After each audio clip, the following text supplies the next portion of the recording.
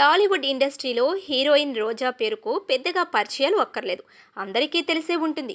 ఒకప్పుడు హీరోయిన్గా వరుస సినిమాలతో నటిస్తూ బిజీగా ఉండేది. స్టార్ హీరోయిన్గా అనతి తక్కువ కాలంలోనే ఎన్నో సినిమాలలో నటించింది. హీరోలతో మాత్రమే కాదు, కమెడియన్ సరసన నటించి మంచి గుర్తింపు తెచ్చుకుంది. ప్రస్తుతం ఆమె సినిమాల్లో కీలక పాత్రల్లో నటించడం లేదు. బుల్లితెరపై కూడా తన హవాను కొనసాగిస్తుంది.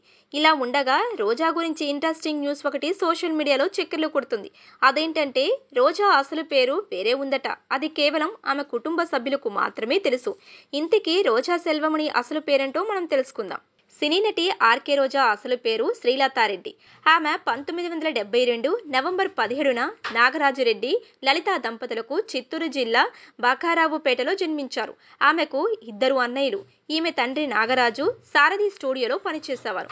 అందువలన వీరి కుటుంబం హైదరాబాద్లోనే ఉండేది. కానీ రోజా తిరుపతిలోనే ఉంటూ పద్మాలయ మహిళా యూనివర్సిటీలో డిగ్రీ చదివారు. అప్పట్లో డిగ్రీ అంటే పెద్ద చదివే. ఆ తర్వాత ఈమె నటన వైపు అడుగులు వేసిందని తెలుస్తుంది. రోజా డిగ్రీ సెకండ్ ఇయర్ చదువుతున్నప్పుడు టీడీపీ ఎంపీ శివప్రసాద్ ప్రేమ తపస్సు అనే సినిమా తీస్తున్నారు. ఆ సినిమాలో రాజేంద్ర ప్రసాద్కి జోడీగా రోజాను సెలెక్ట్ చేశారు. అయితే ఈమెకు అప్పట్లో యాక్టింగ్ పై ఇంట్రెస్ట్ లేదు. పై చదువులు చదువుకోవాలనే కోరికతో ఉందట. వాళ్ళ నాన్న దగ్గరకు ఈ మూవీ ఆఫర్ గురించి తెలిసింది. ఇక ఆయన ఇండస్ట్రీలో అవకాశాలు రావటం కష్టం. వచ్చిన అవకాశాలని వదులుకోవద్దని చెప్పడంతో ఒక్క సినిమా చేయగానే ఒప్పుకుందట. తండ్రి మాటకు ఎదురు చెప్పలేక సినిమాలో హీరోయిన్గా చేయడానికి ఒప్పుకున్నారు. ఈ సినిమా సమయంలోనే చాభర్తి అనే ఒక తమిళ సినిమాలో హీరోయిన్ కోసం తమిళ దర్శకుడు సెల్వమణి రోజాను సెలెక్ట్ చేశారు. ఆ మూవీ చేస్తున్న సమయంలోనే వీరిద్దరి మధ్య ప్రేమ చిగురించింది. రోజా నటించిన సినిమాలు మంచి హిట్ కావటంతో అటు తమిళం, ఇటు తెలుగులో వరుసగా ఆఫర్లు వచ్చాయి. తెలుగులో సీతారత్నం గారి అబ్బాయి, బొబ్బిలి సింహం, భైరవ దీపం లాంటి అద్భుతమైన సినిమాలలో నటించి మెప్పించింది. కెరియర్లో సెట్ కావాలనే ఉద్దేశంతో ఆమె తన పెళ్లిని వాయిదా వేసుకుంటూ వచ్చారు.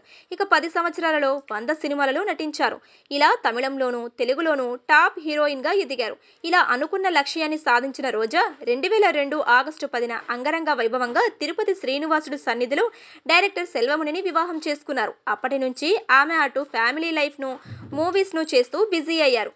1999లో తన సినిమా పరిశ్రమకు పరిచయం చేసిన శివప్రసాద్ తిరుపతిలో టీడీపీ తరపున ఎంపీగా పోటీ చేయడంతో రోజాని ప్రచారానికి రమ్మన్నారు. ఆమె సరే అని, కొత్తగా ఉంటుందని ఆయనతో పాటు వెళ్లి ప్రచారం నిర్వహించింది.